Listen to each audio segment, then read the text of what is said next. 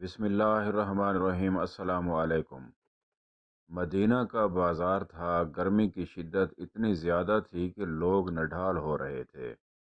ایک تاجر اپنے ساتھ ایک غلام کو لیے پریشان کھڑا تھا۔ غلام جو ابھی بچہ ہی تھا وہ بھی دھوپ میں کھڑا پسینہ پسینہ ہو رہا تھا۔ تاجر کا سارا مال اچھے داموں بک گیا تھا، بس یہ غلام ہی باقی تھا جسے خریدنے میں کوئی بھی دلچسپی نہیں دکھا رہا تھا۔ تاجر سوچ رہا تھا کہ اس غلام کو خرید کر شاید اس نے گھاٹے کا سودا کیا ہے۔ اس نے تو سوچا تھا کہ اچھا منافع ملے گا، لیکن یہاں تو اصل لاگت ملنا بھی دشوار ہو رہا تھا۔ اس نے سوچ لیا تھا کہ اب اگر یہ غلام پوری قیمت پر بھی بکا تو وہ اسے فوراً بیچ دے گا۔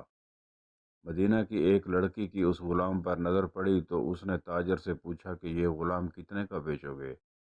تاجر نے کہا کہ میں نے اتنے میں لیا ہے اور اتنے کا ہی دے دوں گا۔ اس لڑکی نے بچے پر ترس کھاتے ہوئے اسے خرید لیا۔ تاجر نے بھی خدا کا شکر ادا کیا اور واپسی کی راہ لی۔ مکہ سے ابو حذیفہ مدینہ آئے تو انہیں بھی اس لڑکی کا قصہ معلوم ہوا۔ لڑکی کی رحم دلی سے متاثر ہو کر انہوں نے اس کے لیے نکاح کا پیغام بھیجا جو قبول کر لیا گیا۔ یوں واپسی پر وہ لڑکی، جس کا نام سبیتا بنت یار تھا، ان کی بیوی بن کر ان کے ہمراہ تھی، اور وہ غلام بھی مالکن کے ساتھ مکہ پہنچ گیا۔ ابو حذیفہ مکہ آ کر اپنے پرانے دوست عثمان بن عفان سے ملے تو انہیں بھی کچھ بدلا ہوا پایا اور ان کے رویے میں سرد مہری محسوس کی۔ انہوں نے اپنے دوست سے استفسار کیا کہ عثمان، یہ سرد مہری کیوں؟ تو عثمان بن عفان نے جواب دیا کہ میں نے اسلام قبول کر لیا ہے اور تم ابھی تک مسلمان نہیں ہوئے، تو اب ہماری دوستی کیسے چل سکتی ہے؟ ابو حذیفہ نے کہا تو پھر مجھے بھی محمد صلی اللہ علیہ وآلہ وسلم کے پاس لے چلو اور اس اسلام میں داخل کر دو جسے تم قبول کر چکے ہو۔ چنانچہ حضرت عثمان رضی اللہ تعالی عنہ نے انہیں نبی کریم صلی اللہ علیہ وآلہ وسلم کی خدمت میں پیش کیا اور وہ کلمہ پڑھ کر دائرہ اسلام میں داخل ہو گئے۔ گھر آ کر انہوں نے اپنی بیوی اور غلام کو اپنے مسلمان ہونے کا بتایا تو ان دونوں نے بھی کلمہ پڑھ لیا۔ حضرت ابو حذیفہ رضی اللہ تعالی عنہ نے اس غلام سے کہا کہ چونکہ تم بھی مسلمان ہو گئے ہو، اس لیے میں اب تمہیں غلام نہیں رکھ سکتا، لہذا میری طرف سے اب تم آزاد ہو۔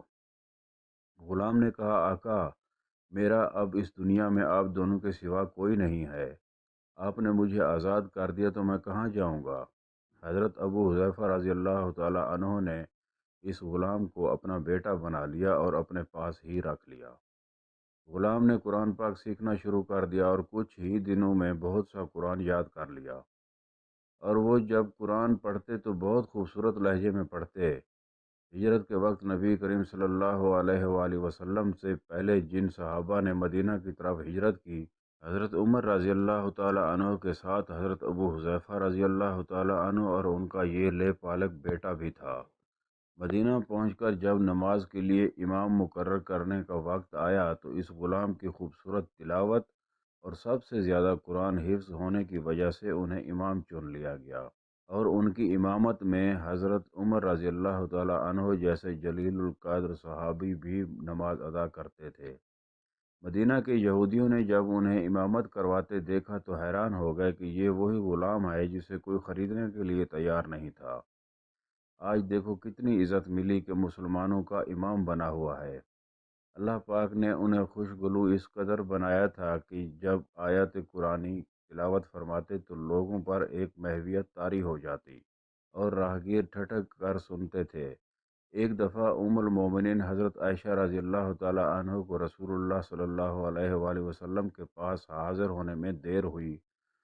آپ صلی اللہ علیہ وآلہ وسلم نے توقف کی وجہ پوچھی تو بولیں کہ ایک قاری تلاوت کر رہا تھا، اس کے سننے میں دیر ہو گئی، اور خوش الحانی کی اس قدر تعریف کی کہ آن حضرت صلی اللہ علیہ وآلہ وسلم خود چادر سنبھالے ہوئے باہر تشریف لے آئے۔ دیکھا تو وہ بیٹھے تلاوت کر رہے تھے۔ آپ صلی اللہ علیہ وآلہ وسلم نے خوش ہو کر فرمایا، اللہ پاک کا شکر ہے کہ اس نے تمہارے جیسے شخص کو میری امت میں بنایا۔ کیا آپ جانتے ہیں کہ یہ خوش قسمت صحابی کون تھے؟ ان کا نام حضرت سالم رضی اللہ تعالی عنہ تھا، جو سالم مولا ابو حذیفہ رضی اللہ تعالی عنہ کے نام سے مشہور تھے۔ انہوں نے جنگ موتا میں جام شہادت نوش کیا۔ اللہ کی کروڑ ہاں رحمتیں ہوں ان پر۔ ناظرین، اپنا ڈھیر سارا خیال اور دعاؤں میں یاد۔ السلام علیکم۔